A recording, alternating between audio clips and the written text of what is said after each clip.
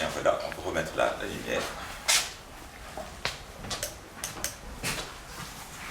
Voilà, on a un vaste panorama effectivement de ce qu'on peut faire avec Zemus. Donc vous l'avez compris, hein, c'est vraiment un projet très innovant et qui permet pour la première fois d'avoir accès à toutes les actualités dans le monde entier. Alors comment l'idée m'est venue Je crois qu'on ne sait jamais trop comment les idées viennent, enfin parfois c'est sous la douche, c'est souvent sans y penser d'ailleurs. Je crois que c'est une addition de choses. C'est Steve Jobs qui disait d'ailleurs que lui-même il avait fait plein de trucs qui servaient strictement à rien et qui finalement lui avait servi au final.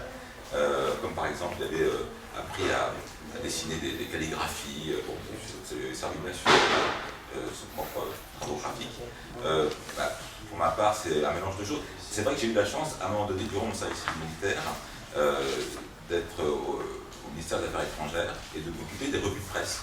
Je devais écrire des revues de presse pour les ambassadeurs de France un peu partout dans le monde.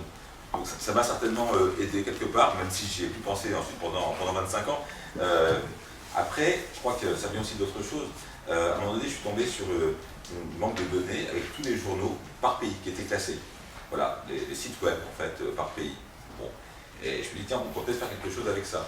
Mais je crois que la vraie idée, elle vient aussi d'une pratique de terrain.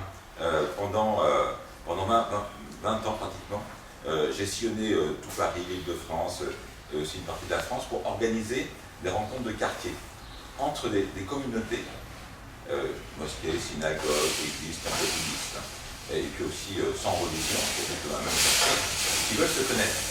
Et chacun devait effectivement se présenter, puis dire aussi ce qu'il pensait des autres. Autrement dit, à travers cette organisation, j'ai créé une association pour cela qui s'appelle CIeux, l'association CIeux.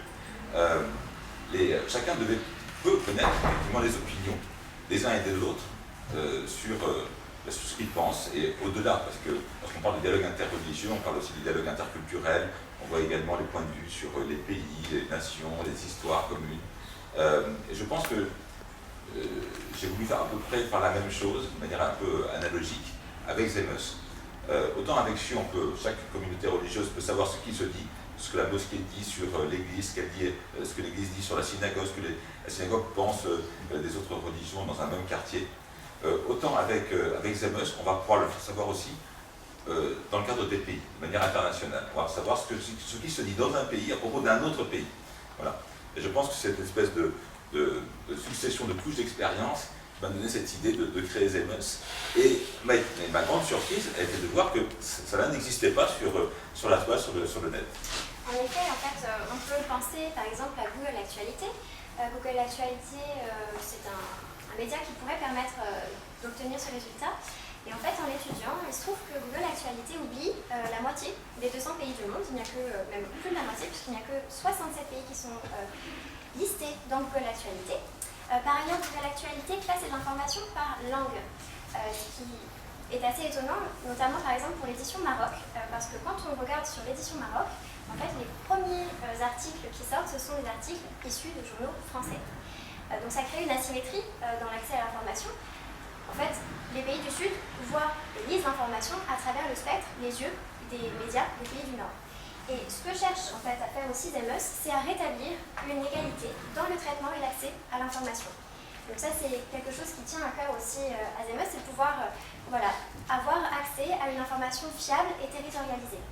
Donc Zemus, c'est pas moins de 15 000 sites web de différents médias, d'institutions. Je pense aux ambassades justement, aux ministères, au gouvernement. Il y a aussi des think tanks qui sont référencés dans la base de données de Zemus et des instituts de statistiques nationaux. Alors avec Zemus, on peut faire beaucoup de choses. On peut d'abord, dans les collèges, dans les lycées, apprendre à faire de la recherche documentaire. Les professeurs, souvent, manquent d'outils pour cela, notamment pour apprendre aux jeunes, non seulement à rechercher des informations fiables, mais également à les publier. Vous savez, on parle aujourd'hui d'une diffusion de fake news qui est telle, c'est une telle propagation que cela nuit même à l'intelligence, à la capacité qu'ont les journalistes à produire du sens. Véritablement, c'est un vrai problème pour nos sociétés, finalement, qui sont gangrénées par un certain nombre justement de réseaux sociaux qui véhiculent de manière virale des fausses informations. Bon. Donc, effectivement, ça s'apprend. Et ça se rend d'abord bien sûr à l'école. Et les professeurs manquent d'outils pour cela. Donc nous allons pouvoir aller dans les établissements scolaires pour pouvoir aider aussi les professeurs à faire de la recherche documentaire, à aider leurs jeunes à faire de la recherche numérique. Ça c'est le premier point. La seconde chose, on va pouvoir aussi promouvoir le dialogue interculturel. Je pense qu'on a besoin aussi de connaissances réciproques. On a besoin aussi d'avoir une information qui soit fiable. Les pays, de manière générale, les plus compétitifs, sont ceux qui, justement, disposent d'une information fiable, qui disposent d'une opinion publique clairvoyante, informée, qui peut agir en connaissance de cause, qui peut prévoir plusieurs années à l'avance ce qui peut se produire. Donc, je crois que c'est aussi important pour les pays de diffuser une information qui soit le plus fiable que possible, afin d'avoir une opinion publique la plus éclairée. Je vais vous donner un exemple, mais c'est vrai qu'aujourd'hui, tout le monde est prêt à faire des économies pour son propre portefeuille, pour sa propre famille. Et quand il s'agit des dépenses publiques, on est prêt à voter pour celui qui va dépenser tout l'argent de l'État. Une opinion publique et une information fiable qui sait qu'on a des limites aussi dans le budget de l'État, qu'on ne peut pas non plus tout dépenser, va pouvoir peut-être faire de meilleurs choix des responsables politiques. Vous voyez, enfin, c'est valable aussi bien sûr pour la sécurité, pour l'environnement, etc. Donc des dialogues interculturels, c'est très important. Comment? Là aussi, je pense, notamment dans les collèges et les lycées. C'est très simple en fait. Il suffit d'avoir une classe, de réunir les jeunes par carte. On choisit 2 pays. Voilà, il y a un jeune qui étudie ce qui se dit dans un pays sur un des sujets qui a été choisi, mettons l'écologie. Un autre qui étudie ce qui se dit dans notre pays choisi sur le même sujet. Un troisième qui va étudier ce qui se dit dans le premier pays à propos de l'autre pays sur le sujet, puis le quatrième vice-versa, et on peut faire des échanges comme ça. Vous voyez, donc c'est aussi très important. Et puis, on va pouvoir aussi faire de la veille informationnelle. Ça, c'est aussi quelque chose d'essentiel aujourd'hui. Souvent, les grands organismes d'évaluation des politiques publiques, par exemple la Banque mondiale, le programme des Nations Unies pour le développement, enfin, il y en a beaucoup évidemment, il y en a des dizaines et des dizaines. Comment font-ils? Alors, ceux qui ont les moyens, ils envoient des experts dans les pays, qui font des analyses sur place. D'autres traitent les rapports, lisent les rapports des différents ministères du pays sur la question. D'autres regardent ce qui se dit dans la presse également. Enfin, c'est plus difficile. Avec les MES, ce sera vraiment possible. C'est-à-dire que généralement, on a une information qui est assez fiable, parce qu'elle est recoupée très bien. Elle est parfois corroborée par un analyste qui, dans le pays même, peut effectivement la préciser. Mais ce qui manque souvent aux grands organismes d'évaluation publique, c'est d'avoir la sensibilité de l'opinion publique. Vous voyez, comment c'est ressenti. On peut savoir quel est le taux, par exemple, d'analphabétisation dans un pays, mais on ne peut pas forcément savoir quel est le ressenti dans la population locale de ce problème. Est-ce que la population locale a conscience que c'est un problème? Jusqu'à quel point? Oui, grâce à ZEMEUS, grâce en fait aux informations, on va pouvoir concrètement savoir, concrètement sentir quel est le degré effectivement de conscience de l'opinion publique sur tel ou tel problème. Donc chaque fois, ZEMEUS va pouvoir aussi aider les grands organismes d'évaluation publique à faire de meilleurs rapports, de meilleures analyses, d'avoir une information encore plus fiable pour pouvoir effectivement réagir. Parce que c'est ça l'objectif de la veille, c'est de pouvoir réagir plus rapidement. En effet, donc, pour corroborer ce que dit Alexandre, en fait, ZEMEUS peut intéresser de multiples acteurs. Donc, on a évoqué les établissements scolaires qui pourraient se servir de cet outil comme d'un outil permettant de développer les compétences numériques des étudiants, des élèves. On peut penser aussi bien évidemment aux ambassades qui peuvent être intéressées par une telle plateforme. On peut penser aux journalistes, aux universités, aux chercheurs, aux associations qui cherchent à prôner et à développer le dialogue interculturel. Mais aussi, par exemple, aux associations d'accueil des migrants pour qu'ils aient un premier contact avec les médias français, puisque le système de traduction automatique permet à quelqu'un qui ne parle pas le français de traduire les articles du Monde, de Libération, tous les articles écrits en langue française. Donc ZEMEUS s'adresse en effet à une multitude d'acteurs, et pour permettre de toucher un public aussi large, le businessment est assez simple. Alexandre, est-ce que tu peux nous en parler? Oui, en fait, ZEMEUS est accessible gratuitement à tous, sans même que, vous voyez, on récupère les adresses des utilisateurs. C'est même pas nécessaire, il n'y a aucun compte. Chacun est libre, finalement, de regarder l'information qu'il souhaite et pas autrement. Alors, évidemment, nous, on a besoin aussi de développer Zemeus, de continuer notre association. Alors, quel est le business plan? Bon, en fait, en gros, c'est celui de Wikipédia. C'est-à-dire c'est entièrement gratuit, mais on fait des appels aux dons. On fera des appels aux dons. On apprendra à faire des appels aux dons. Et puis, bien sûr, on répondra aussi à des appels à projets. Voilà.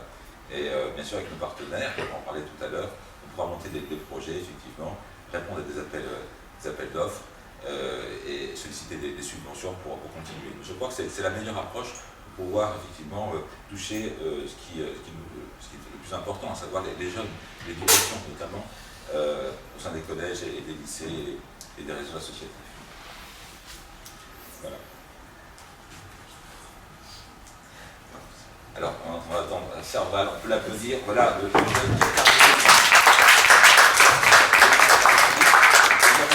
avec Appel également, Appel aussi, oui. Voilà un peu l'histoire technique de Zemeus. Serval, qui a terminé ce matin à 1h du matin, n'est-ce pas Serval, voilà, pour la mise en ligne du site. Serval qui est dans une grande école d'informatique, d'ingénieur informatique, EPITA, et qui a permis la finalisation de Zemeus voilà, au petit matin pour nous. Et Abdel, qui est notre webmaster de l'association CIeux depuis 6 ans, et qui a créé la première interface de Zemeus sur un CMS, un système de gestion de contenu, qui s'appelle WordPress. Et comme effectivement ce n'est pas tout à fait suffisant, on a recréé une autre base, mais ils vont en parler chacun. Peut-être un mot d'Abdel à ce sujet. Bonjour. En fait, l'idée, on a commencé 4 ans en arrière. 5 ans en arrière.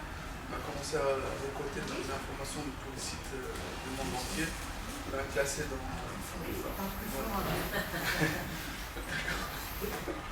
Ça marche. En fait, 5 ans en arrière, on a commencé à classer tous les URL des journaux du monde entier dans des fichiers Excel. Donc ça, c'était le grand travail. On a passé par plusieurs personnes, en fait, parce que de chercher tous les sites officiels de chaque pays, surtout avec des langues différentes, c'est pas facile. Donc on a passé à peu près 2 ans juste pour enregistrer tous les URL du monde entier. On a commencé avec un CMS classique, en fait, c'était une code source qui permet de faire un site internet administré par un back-office.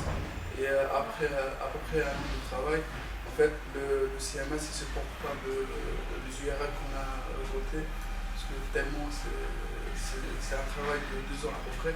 Et du coup, on a changé un petit peu de cahier de charge technique. On a passé par notre propre CMS. C'est-à-dire on a créé un site internet sur mesure, sans passer par des scripts qui sont déjà prêts. Et pareil, on a passé par plusieurs stagiaires à l'école Epitech de Paris. Le fond, Abdel, on n'entend pas. À quoi doit être un peu plus. D'accord. En fait, on a passé pareil par plusieurs jeunes à Epitech. Et en fait, j'étais chef de projet technique sur le projet. Et voilà, au bout de 4 ans de travail, on a réussi à faire un site fonctionnel comme on veut. Bon, alors moi c'est Serval. Je suis arrivé il y a seulement 1 semaine, j'ai commencé à développer pour Zemeus. Parce qu'Alexandre est venu me chercher dans la salle informatique à EPITA. Et donc j'ai pu aider à finir le site. Ce qui restait à faire dans l'affichage et dans les bases de données. Voilà. C'est vrai qu'au début, en voyant le site, ça m'a pas tant que ça impressionné de voir tout ça, mais c'est vrai que quand j'ai vu toutes les bases de données, le code qu'il y a derrière et la complexité du code, j'ai relu plusieurs fois certains trucs, alors qu'en réalité, je comprends assez bien l'information. Et je trouvais ça vraiment très intéressant. Et c'était ma première fois que je faisais quelque chose en groupe, parce que tout ce que j'avais programmé, c'était toujours seul, voilà, toujours pour moi. Et voilà, j'avais jamais programmé pour un organisme.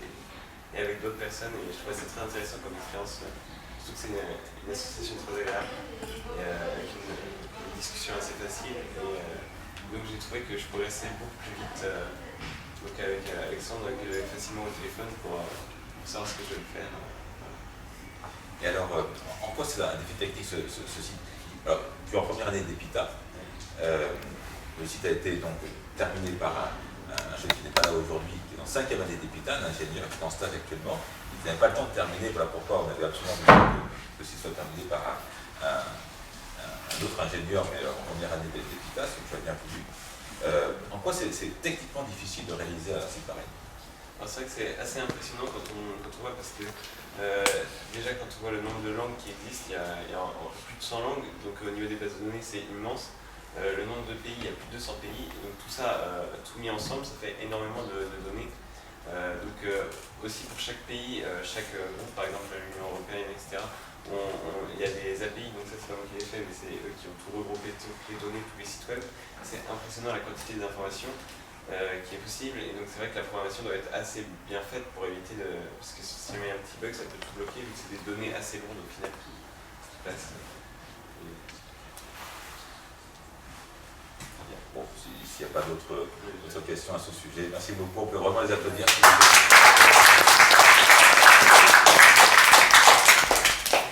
Bien, alors parmi vous, il y a certains partenaires déjà de notre association. Marie Pasquier qui peut peut-être se lever, venir nous rejoindre. Et également Blandine, est-ce que vous voulez? Bien. Et bien sûr, Lydie de la Slackness.